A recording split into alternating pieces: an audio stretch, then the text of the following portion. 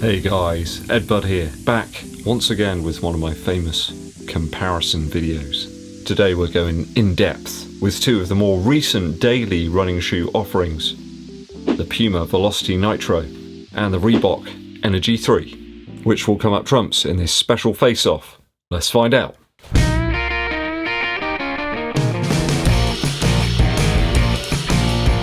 Today we're comparing the Puma Velocity Nitro against the Reebok Energy 3. Loads of viewers have been asking, which one should I get, Ed? Which is the best? Let's take a look. A quick stat comparison first for you. Weight of the Energy 3 in my UK size 11 first, 299 grams, which is about 10.5 ounces. Very slightly heavier in a UK size 11 2, the Puma Velocity Nitro, at 309 grams, which is 10.9 ounces. So not an awful lot in it between these two shoes. A heel-to-toe drop of 9mm in the Energy 3 and 10mm in the Velocity Nitro. 33.5mm in the heel of a UK size 8.5 at least, only 26mm in the heel of the Energy 3. I think by my estimations is about 6mm more heel stack in my UK size 11, so certainly that heel stack does seem to scale dependent on the size of the shoe. There's a tiny bit less in the Reebok underfoot and a little bit less damage to the wallet too. I think retail price for these is about 75 Earth credits, and the Puma Velocity Nitro can be picked up for just under 100 Earth credits. Let's get to it. Before we get into the main part of the video, guys, help the channel out by subscribing and also clicking that bell so you get notifications of when we launch those new videos. And it really does help the algorithm out if you give this video a thumbs up like and share it with your running buddies. Dankeschön. We'll start with the uppers first. So a nice breathable mesh here in the Energy 3 and some almost Pegasus 35 style stylings. Certainly the tongue is very reminiscent of that Pegasus 35. I did like that shoe. Laces reasonable in length. None of those fancy elasticated laces. They can keep those in the factory. I prefer mine to not have an awful lot of give to them. I didn't find lockdown to be an issue out the box. With a runner's knot or without, it just works. The upper's been very consistent over the initial miles, and I haven't felt that the upper's flexing or stretching or has needed much time to settle down initially. Toe box room here is ample, and I think the shoe's probably about as true to size as you're ever going to get. Minimal padding around the heel counter here. There is a plastic heel counter in there, it's not particularly high, and of course the obligatory booty construction that you've got to have on a daily shoe these days. The Puma's got a lot more cushion in the heel collar area here, and a similar sized counter to that found in the Reebok Energy 3. A woven mesh upper.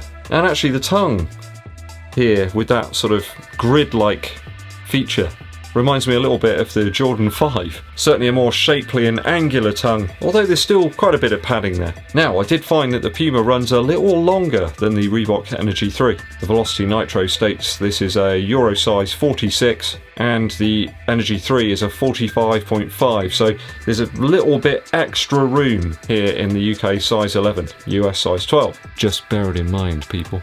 I don't want you guys to purchase the shoe and then get it and be disappointed when it arrives. There's nothing worse than getting a shoe and it being the wrong size. It's a real... We've all been there, haven't we? I don't want it to happen to you guys. I want it to be a happy time. Happy clouds. Some might feel happier going down a half size maybe. I'm not sure it's necessary. I think most people will be happy going true to size in the Velocity Nitro. The laces here have got a little more spring to them than those found in the Energy 3, and I'd suggest in terms of toe box width, it's a tad narrower. So I think if you prefer your shoe to have a little bit more width to it, then the Energy 3 might be your best bet. I did measure the shoe's outsole surface area, and it is a little bit narrower. Only by about 0.3 of a centimetre in the midfoot, forefoot area, and about 0.7 of a centimetre in the heel, so quite a narrower base to this one. I think if you want the width, then the Energy 3 is the way to go, although do bear in mind that it's a little shorter. I think in terms of upper fit, the Energy 3 probably just about shades it here. I like those slightly more coarse laces, less generous sidewalls on the shoe, and killer looks. I just really love the profile of this shoe. I think it looks wonderful. So I'll give the upper crown to the Energy 3 in this instance. Midsole, midsole, midsole now. On my initial runs, I found that the Nitro midsole's got a slightly more restrictive feel, yet with more rebound You do feel a little higher off the ground due to that increased heel stack. It's certainly a firmer ride in the Velocity Nitro. Just feels like it's throwing you back upwards quicker. That Energy 3 midsole is a lot more compressive, and actually found the Reebok a little bit more forgiving. Perhaps as a daily foam, that thin slither of nitro in the heel area here is very compressive. It really does compress down to that wedge, that plastic wedge in the back there, and I actually found that to be quite noticeable at lower paces. This shoe felt a lot better to me at a faster clip. When you crank up the gears, it just became far less noticeable. I think it's a daily shoe. You want a wide range of paces, so you can use it for almost everything.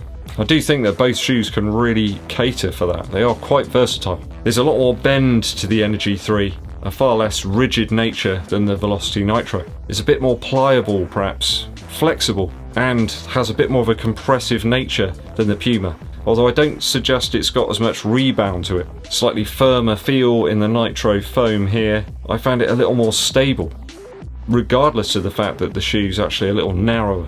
And I found the cushion to be consistent across the whole of the midsole, whereas I didn't really find that so much with the Energy 3. That's not to say that the Reebok feels unstable at all.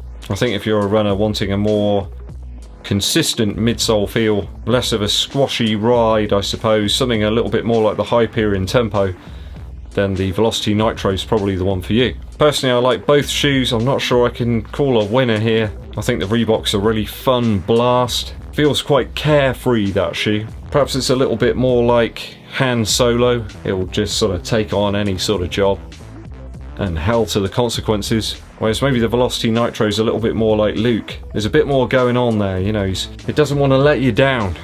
Just a bit more consistent, I suppose. I think both of them can crank up the heat, maybe the Puma a little bit more, so I'm going to call it a tie on midsole. Outsole now. Tell you what guys, there's some serious lugs in the front of this Puma shoe.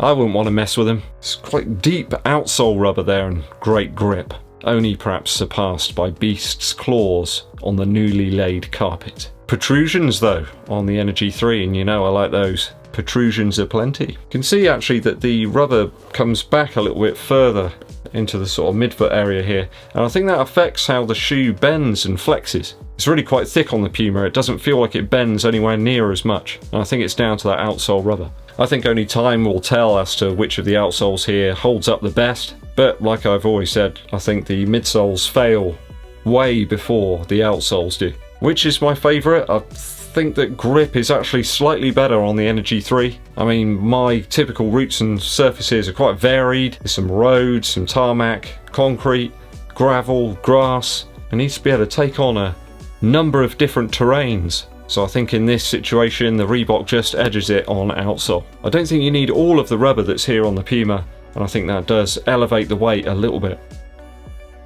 Value now. Value-wise, the Energy 3 and the rest of the Reebok crew are all on sale again, one of those mad Reebok sales. I think normally retails about 75 Earth credits on this, but I think it's down to as low as about 50 at the moment in some of the colourways. It's hard to beat, isn't it? I mean, you can get some takeout food for 2 people for about 25 quid, so just don't get 2 takeouts and you got a nice pair of shoes. The Puma Velocity Nitro has only just launched, and as such it's not been reduced anywhere as of yet. So at 99 Earth credits, I think that's quite a reasonable amount for a really great daily shoe that can turn up the heat a little bit if you want it to. I think both of these are pretty good options for comfort, quality and versatility. Though I feel the slightly more structured midsole and upper on the Velocity Nitro perhaps lend it a little more to doing some longer runs. I mean, I'd go beyond 10 miles in this one, no problem at all. I think it's perhaps the more versatile of the two shoes. I think the Energy 3 is nice at pace, but I think on a longer run perhaps you'd want a little bit more stability from the midsole. It's just a little bit too much squash from it without any significant rigidity in the midfoot area. But I think you've got to give it to the Energy 3 in terms of value right now. Okay, hope you've enjoyed this comparison guys. I'd like to know what your views are on these two daily offerings. What an awesome year for running shoes so far. 2021 has delivered and we're only 3 months in. What'll happen next? A quick musical interlude for you. Someone said to me the other day an interlude should be, you know, in the middle of something, but yeah, it's a break out of what we're doing, so I'll stick with it. I'm not that pedantic about stuff.